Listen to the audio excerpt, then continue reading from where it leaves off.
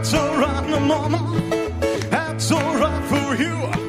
That's alright now, mama. Just any little thing you do, but that's alright. That's alright. That's alright now. That's alright. That's alright now, mama.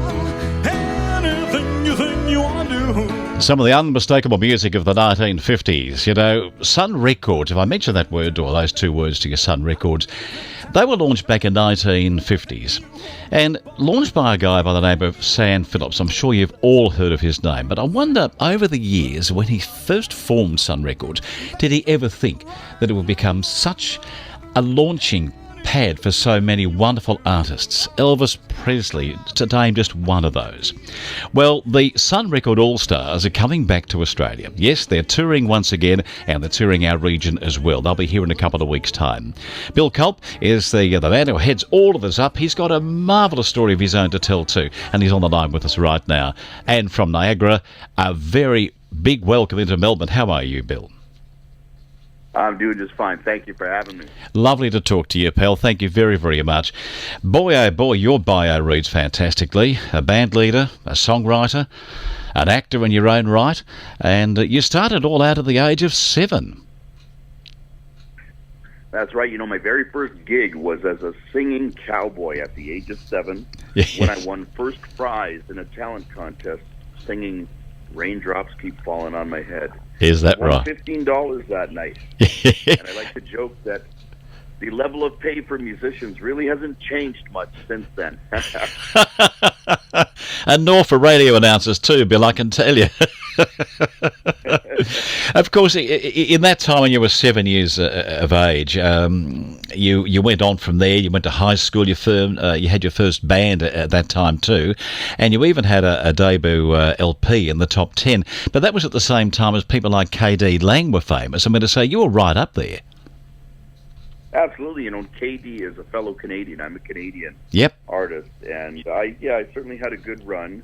But I love doing the theater thing now. I've always had a fondness for rockabilly music and Sun Records, that sort of stuff. So it's all good. I've had a great career, and I really consider myself fortunate. Yeah, lucky man. And of course, you've acted. Besides that, you've done voiceovers and all sorts of things. So you keep yourself very, very busy. How did the All Stars come about? The Sun Record All Stars. Well, Sun Records is a great story, and I'm pretty well known in the marketplace for doing these kinds of roles. So I got approached by the producer of the show to spearhead this show, and it's an honor to play Carl Perkins in such a great show. You've done it a couple of times now here in Australia. You tour something like, 200 concerts a year, I was reading about you. And that's a huge amount of work that you have on your plate. Yeah, I have a very busy schedule for sure, and I'm really looking forward to getting down to Australia. You know, right now I'm sitting in Niagara Falls, Canada, and we've got about 8 inches of snow on the ground. And so I hear you guys have got some great, wonderful, warm weather happening right now, and I can't wait to get down there. Well, if you like 35 degrees, you'll need shorts, I think. You won't need the overcoat you've got on now. Bill, when you take on Carl Perkins, how hard was that to do for you? Did you have to do much study and follow him? Oh, yeah. First, you have to study the music, and you have to study the music in terms of the original recordings. There's been a lot of recordings of Blue Suede Shoes over the years by various artists, including Carl Perkins, but you want to go right back to the one that was released in January 1956. You want to capture the spirit of that one. So you need to capture the music right, which includes the singing and the unique style of guitar playing that Carl Perkins had. And then you've got to look at, his stage mannerisms and sort of look at the kind of personality Carl was. So he was a very spirited individual when he plays, and so you need to capture that as well. I said in the intro to you there that when Sam Phillips formed Sun Records, you really have to wonder whether he had that. Well, he must have had a vision, but whether he ever thought that these guys who were going to walk through his door would ever be these wonderful artists that we're still hearing today. Like we said Presley earlier, but there was Johnny Cash, Jerry Lee Lewis, yourself, Carl Perkins, Roy Orbison, some wonderful names. I mean, to say, did this man have this enormous vision? Yeah, I think I mean, it was many things. Sam had a recording studio first, and he wanted to give opportunities to everybody to record. So that was probably, the start of it. But he always had a vision in his head where he thought if he could somehow cross-pollinate blues music with hillbilly music, there'd be kind of a neat thing that would happen. And so I guess he did have that vision. I don't think he realized it was going to shape the future of music, but that's what he ended up doing. You're performing with others, of course, to present this wonderful Sun Records All-Stars show for us. Tell us about some of the other guys. Joe Passion, for instance, he plays Jerry Lee Lewis. What a hard part to play.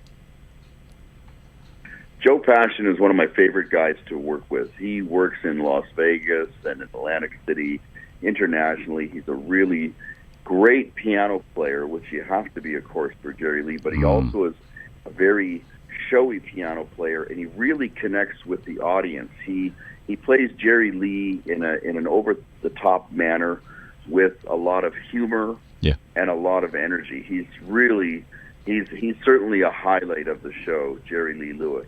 Bill, he should be. Bill, I have to ask you, did we get his feet up on the piano playing as well? I'm sorry, come again? Did we get his feet up on the piano, on the keyboard like Jerry Lee Lewis used to do? Yeah, bang, bang, bang, and... Oh, absolutely, yeah. He does all the blitzes, and he really tears it up. He brings the house down. How did you guys all come together?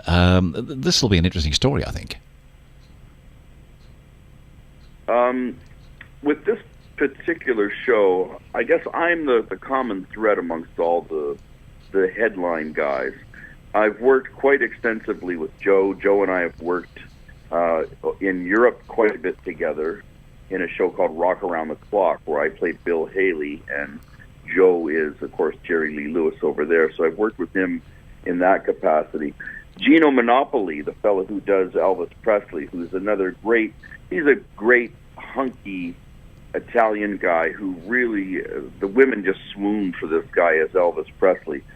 I worked with Gino as his band leader for quite a number of years. We just finished a tour in November and December of 2015 doing a series of Blue Christmas dates together.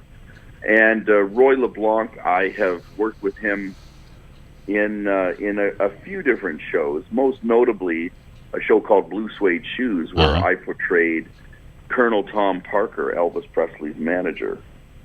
Interesting. So I know all of the guys, and so it's really fun when we tour together as well, because in a show like the Sun Records show, we get to all perform together, which usually doesn't happen. So you got that chemistry that works. Absolutely, yeah. And there's a couple of Aussie guys that are in the show as well, like the drummer is from Australia. And so that's always nice when you get to go on the road with those guys and you can exchange stories about your musical culture. For example, I learned who Jimmy Barnes was. Oh, okay. From the fellas last time, Yeah. And I teach them about some of the Canadian acts.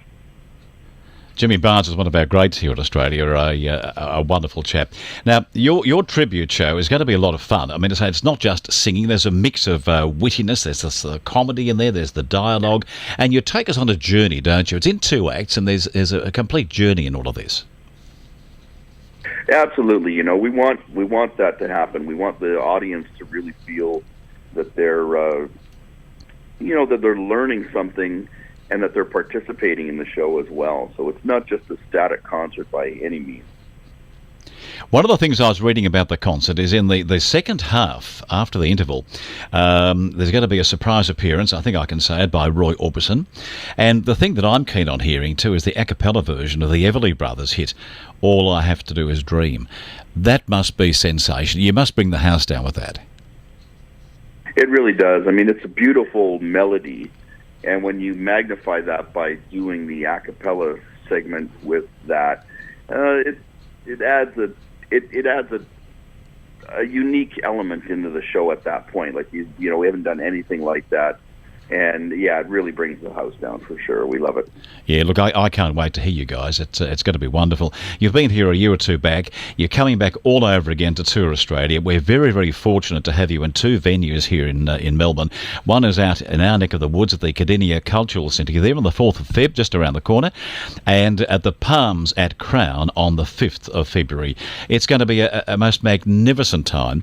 And Bill, I do want the audience to know that you are such a famous man for everything you've done. I mean, to say this Las Vegas style shows you do a lot of these as a band leader. You've worked with Dolly Parton, Buddy Holly. You've worked with all the greats in show business. Absolutely. I love being a performer. I love what I do, and I know I've been very fortunate to have such a great career. Well, look, I do wish you well. You fell into this, obviously, at the age of 7. You must have been encouraged by your parents. Were they very supportive as time went on? My first musical influence would have been my grandfather, because we used to sit around the campfire, and my grandfather was a guitarist. He also sang, he played harmonica, and he was even a square dance caller. You know what square dancing is? My word, I do. Isn't so it? yeah, that was my my first exposure into, I guess, show business was through him. Did you study music at school as a kid? A little bit, yeah, and I also took music lessons. Mm-hmm. I mean, that's really what got me going, was when I wanted to learn to play the guitar. My grandfather showed me some chords, and then I took it beyond that, and I wanted to take formal lessons. So I took that upon myself to learn how to play. What's ahead for you after you've been to Australia with the Sun Record All Stars? What's next? I've always got a really busy schedule, mm-hmm. and I'm always looking at new projects. And right now, when I get back from Australia, I'll be heading back to Europe to reprise my role as Bill Haley in Rock Around the Clock. Fantastic. Wonderful stuff. Bill, I can't wait to see you on stage with your other friends too. It's going to be a wonderful presentation.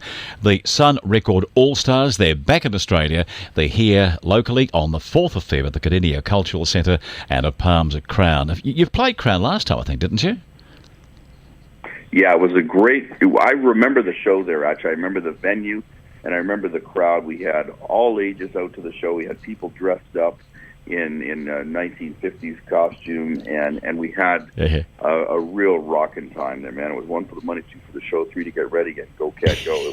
We were off to the races. It was great. Bill, it sounds marvellous. I just can't wait for you guys to land on our shores. All the best to you. Thank you very, very much for your busy time today, and you and I hope we'll meet backstage after your concert.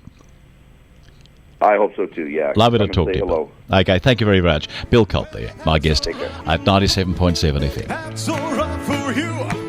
That's all right now, Mama Joe's any little thing you do, but that's all right. That's all right. That's all right now. That's all right. That's all right now, Mama. Anything you think you want to do.